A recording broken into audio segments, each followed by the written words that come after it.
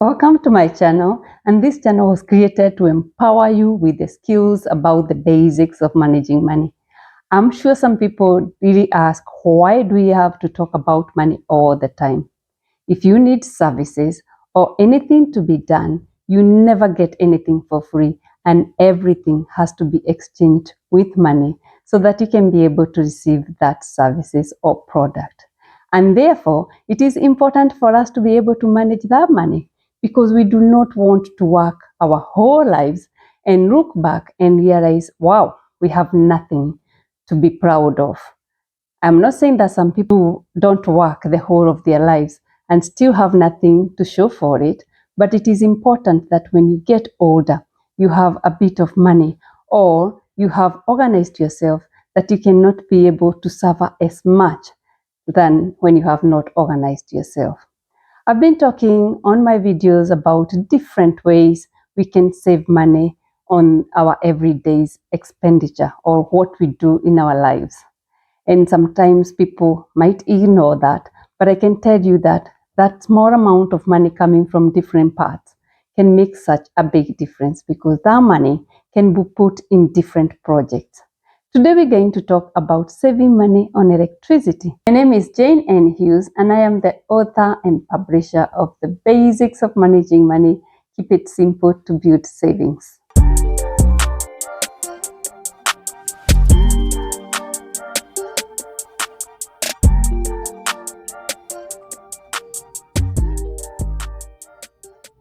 Let us now look at how we use electricity in our houses, and sometimes we just use it without thinking that it is consuming electricity. And the more electricity it consumes, the more money we get to pay at the end of the month or the bills we receive. So I'll give an example, like you have a fridge in your house, and every 2 seconds you go and open your fridge because you want to get something out or you want to just check and see what you can eat or nibble. The opening and closing of fridge consumes a lot of electricity. Therefore, if you can restrain yourself from opening and closing your fridge all the time, then it can save you a bit of money at the end of the month. Also, health-wise, if you don't have to open and close the door, then you're going to save on your good eating habits and you don't have to be nibbling on cheese and other things you really do not need.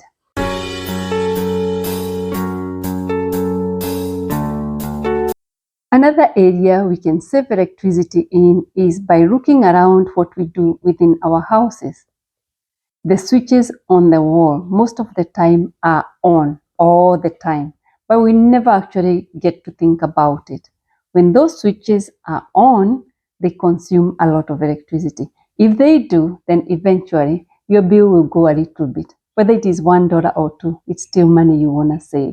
It is important if you can be able to put yourself into a habit of switching off those switches which are not in use. Because if there is nothing attached to them and you're not using them, there is no point of them being on. I've gotten into that habit for a long time that when I go to work and I see switches which are on and there is nothing attached to them, I just have a habit of turning them off because I think if I can save a little bit of electricity, I'm also contributing to the environment and also that at the end of the day, the bill is going to be a little bit lower.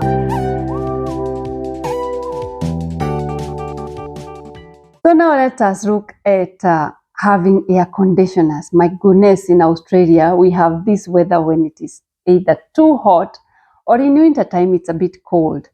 And it really surprises me that when it is hot outside, literally hot, and you get into a house, then you have to look for a jumper because it is that cold. And that air conditioner is using a lot of energy. I guess if we can just put the temperature to the right temperature, then it should be all right, but not run the air conditioner all the time because the amount of electricity it consumes and also the amount of bills you're going to get is actually very high.